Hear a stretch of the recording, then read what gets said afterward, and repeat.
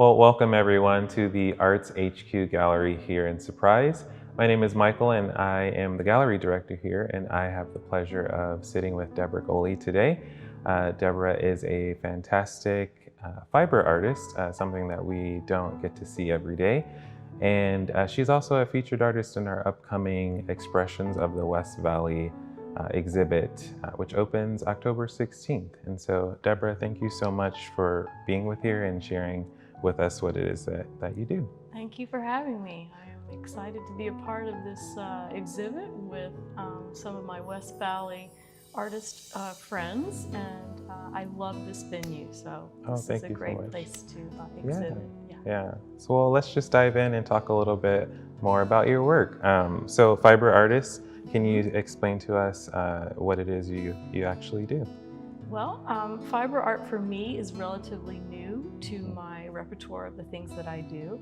I've been a painter for most of my life, and to be able to take the paint onto a piece of material, otherwise known as cotton or polyester, or the raw canvas itself that we all use as painters anyway.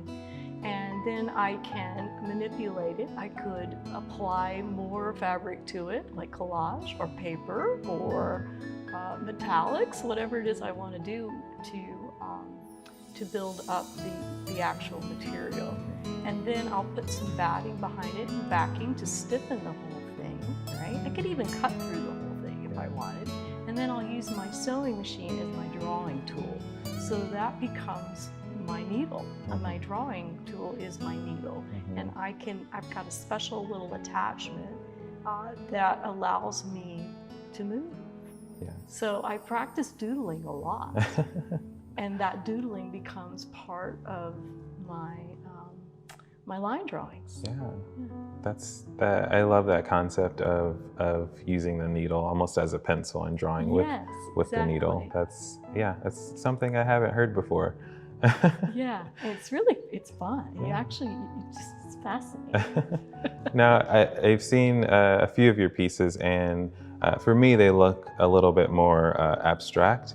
And so, do you feel that you're kind of in that area of abstraction, or do you work with more figurative elements that maybe come through? I think that's interesting, Michael, that just from the few works that you've seen of mine that you picked up on the abstraction. I am not a realist.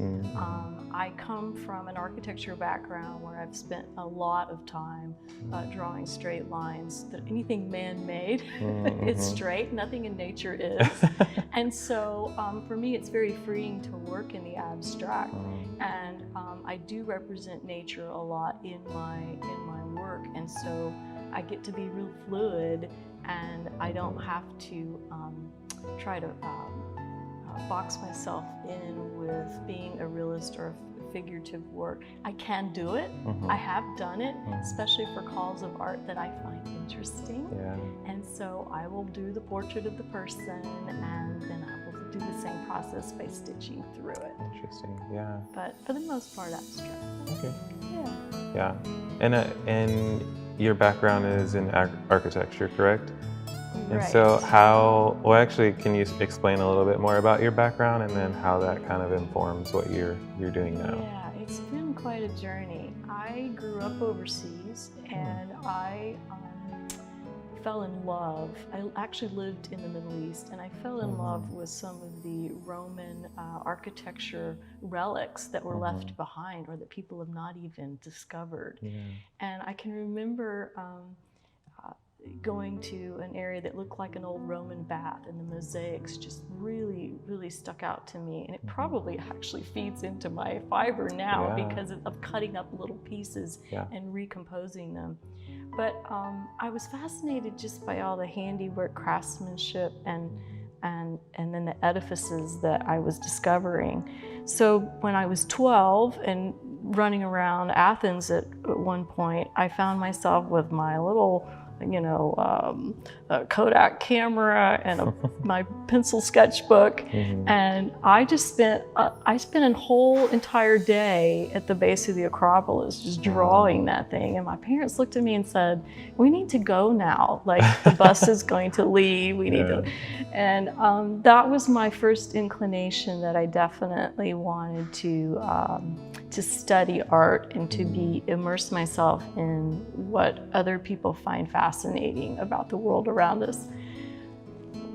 Fast forward a few years, father said, "Hey, you'll never make it as an artist. That's a very difficult way to go if you want to support yourself." Seems like a lot of parents say that to their kids. I know, it's just one of those tough realizations. And while it kind of broke my heart a little bit, I thought, well, okay, I'm good in math and I do like art, so what could I do that could, sustain me? So I did go to architecture school.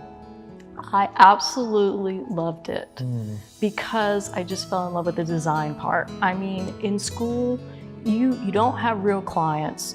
They give you the program and the project needs and tell you what the deadline is. I'm very deadline oriented. And you got to create. I mean, to build models, just draw, do colored pencil renderings. That really kept me in my art mode. Then you get into the real world, and of course you're only allowed to design something for one purpose, one time. Then you have a team, everybody kind of has their hands in it. It's not that I'm not a team player, I love team, but the higher you get or better you are at what you do, you're more into management and you're less doing design. Right? Like you're the just part making, that you actually want to do. You're in meetings all the time. So I really felt like on the weekends, if I had any time, because as an architect, it's 60-hour work weeks, I felt like I just want to paint. I just want to get back and just get messy and design because I don't get to do that at the office. So I spent 15 years as an architect practicing, doing high-rise construction. And I kind of got to the point where it was time. It was time to just step back and go back to my first love.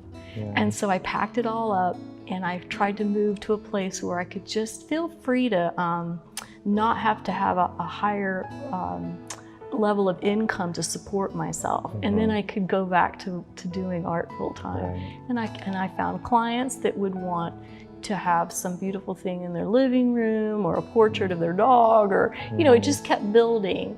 And I've been able to just figure out how to make it work. It's not easy, I will tell you that. You have to be kind of left and right brain to be an artist, and I don't think a lot of people start out realizing that, because you have to manage a business and you have to write contracts and you have to value yourself.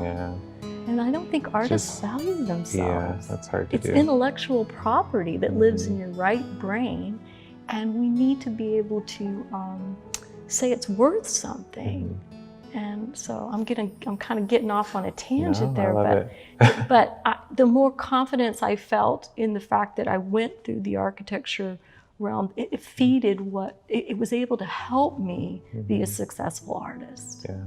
If I didn't have that, see, there's always a reason for everything. If I didn't have that background, then I wouldn't have been able probably to make it, because I've been doing this now for 20 as an artist. Wow. So it's good. Yeah, and that's encouraging to know that it can be done. It can be done. It can be done, but you have to stay organized and you have to be confident in your work. Don't give it away. Like most artists just give it away, but it's not going to put food on your table. So true. And I think they don't value how much time, because we're so excited and we're just designing and you're not taking tabs on how long it took you to do something. Who does that? Like who wants to sit down and say, oh, it took me 25 hours to do that? And a lot of people ask me, they go, how long did that take you to do that? And it's hard for me to go, well, okay, well, that was, I just, because you're so immersed in it. And then if you don't keep track, then you really don't know the value of something when someone really wants to purchase a piece, or maybe just appreciate how much effort went into it. That's true. That was going to be one of my questions. I was going to ask you how long okay. it took you to do to some of your larger pieces, because I know this can get pretty extensive, but you don't have to answer if you're like, I don't keep a track of that. So it's really hard, to yeah. keep track, and I've had to start to do that because if I've been working on some publications and people want to know, like if I were to pick up what you do, what am I investing in? How much time does it really take? Yeah. So I'm starting to track that. Yeah. But I will say that it's 4 or 5 times longer than it takes me to do an oil painting or I'm a muralist too. And so I can knock out a mural at somebody's home or office in a 2-day time period, working 9-hour days, whereas a piece of fiber can take me months. Months. Yeah. Like it's a long process. And I know a lot of people like to know the process in particular. For me, I sketch, and the first thing I do in the morning is pick up a pencil and sketch. And just those ideas that were just in my head over the evening. And so I keep a little book of that in my little handmade little sketchbook, you know. It's got everything stuffed in there. It's great. I love it. And kind of have my coffee, think through my devotionals, and then just sketch a little bit. And those things build on themselves, because then you'll move into the studio, flip through the book, and go, you know what? I like what that line. I like that circle. I like that thought. Yeah. How can I recreate that into something tangible? Yeah, it's super important for artists to keep a sketchbook, because it is a journal, and we have so many ideas in our head. I know for myself, if I don't sketch it out, I'll probably forget it. You will. So you will. having that sketchbook to go back and say like, oh yeah, I was really contemplating this concept, and I want to think about that more, and I want to get it on a canvas. It's important to keep a sketchbook. And don't you feel like you lost something when you? Oh yeah. When you had that great idea, you didn't document it, you know, and then when you're lost for inspiration, you can't. Having the book is like a record of going back and going, oh, wow, that was something really cool. Maybe I should expound on that and really explore it and see where it's going. So if you have the record, it's you're never lost for inspiration. Yeah, yeah. And even if you didn't like one of those ideas, it's a record of what you don't like. So. That's true. Yeah, I find myself, you know, if I haven't jotted something down or sketched it out, there'll be times where I just randomly have a thought about, you know, I had this really great idea, but I can't remember what it was. Yeah. It drives me crazy that I didn't sketch it out or I didn't write it down. I know. So it's one of the first things I do every morning. Yeah, it's a good practice. Yeah, and I keep a little colored pencil, you know, and I'll make notes. You know, writing is a tool. Oh yeah. Like you could describe what the color of the sky is that morning. You know, if it's like some gray or dusty feeling that you just want to not jot that down. You may not have your colored pencil handy, but that's a thought you had that could go into another piece.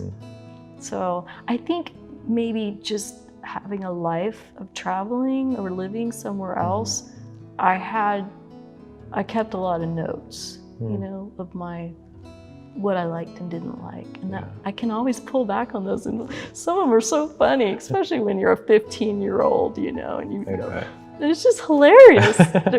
You're like, entertaining. What was I thinking back then? It's very entertaining to read back my journals.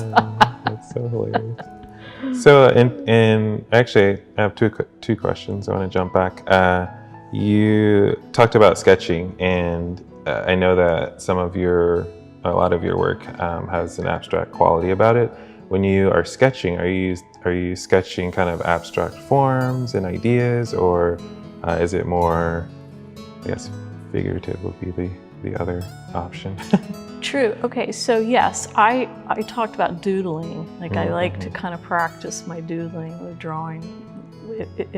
If I'm pretending my pencil is the needle, I'm doodling. And I love circles, and I love lines that cross or engage with one another.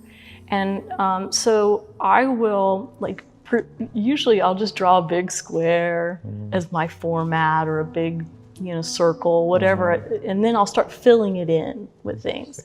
And typically the fill-ins have to do with an inspiration or a word I read, or something I've just recently seen. I mean, they're not so abstract that I'm just throwing paint on a canvas. Yeah. They come with something. It's not complete chaos. It's not. That's a great way to say it. It's definitely, it is organized chaos is what it is, because it came from something. I'm not one of those Jackson Pollocks that just throws it on there and then that's not how I am. So I would have been reading something maybe the night before, and so when I sketch, that line is going to follow kind of whatever it was that was last in my head. That's good. Yeah. And can you talk a little bit more about just the things that inspire you? I know you mentioned a few things. Yeah, a lot of things inspire me. So travel, for sure, and what I see when I travel. Architecture is big for me. Lines, circles, rose windows. I mean, just craftsmanship, from furniture, from light fixtures really are so amazing to me. Chairs, just construction of a chair. So I love all the shapes and lines. Nature truly isn't in a lot of my work.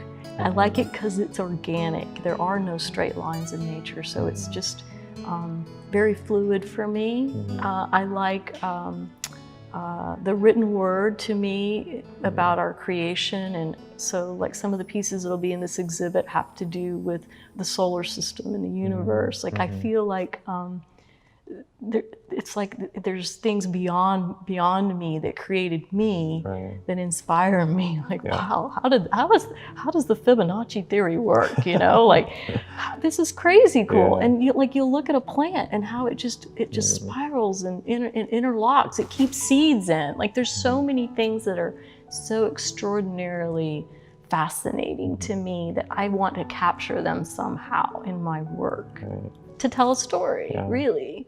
Because if you want to, it's about engaging our audience, really. I mean, I want it to be not as much so, I mean, yes, it's a joy for me to create, but I'm also telling a story for those coming along after me, right? So if I can somehow convey a piece of science or a mathematical equation, or just how many stars there are, that you can't count them.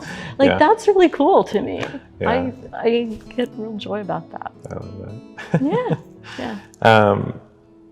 Do you have any advice for some emerging artists? Those are really trying to get in there, and they may be struggling, because I know when you're first getting out there and trying to pursue your career as an artist, most people go through a lot. They struggle. Yeah, because you are your worst critic. So I actually teach art. When the economy had a kind of a downturn in '09, I decided people were approaching me, can you just teach me? And so I can answer this question because I'm always telling my students, young and old, I have from 5 to 95. Like I have a whole gambit from beginners to advanced level people in all mediums. So a blanket statement would be that you are your worst critic, and there is no perfect in art. There is no perfect. And I hate to use that cliche, it's in the eye of the beholder, but it truly is.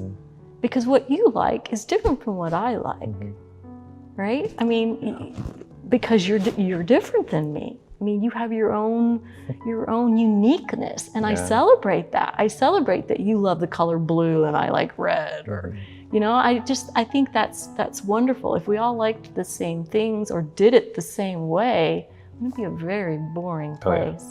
So I try to tell my students, it's okay and you should observe other artists. As an emerging artist, like you study and look at what you like and don't like. That's really important, what you don't like. And don't be flustered when it doesn't look like what you thought it should look like. Because it's just gonna, it's just part of your journey growing as an artist to experience, like I said, the things you don't love, and to be able to expound on that. Like, don't throw that piece of art away, or don't be flustered because no one bought it, or didn't look at it, or didn't seem to appreciate it. It's part of you, and not everyone's gonna like you. I mean, it's just, and that's okay. And that's okay. The other thing I tell them is, if you are on a deserted island, do never leave home without a mutable eraser. It is like my go-to for everything. One, because if I'm really bored, I can sit there and just need it. But I could plug a boat if I was really stranded. Yeah, that's so funny. I have one in my drawer right now. Every time, I love those things. I cannot have enough of those. For all my mediums, everything. Yeah. So Debra, did you have any goals as an artist, maybe in your lifetime or this year? Yeah, so it's interesting you should ask, because I love taking an inventory come January of a new year. What did I accomplish? Did I explore a new series in my work?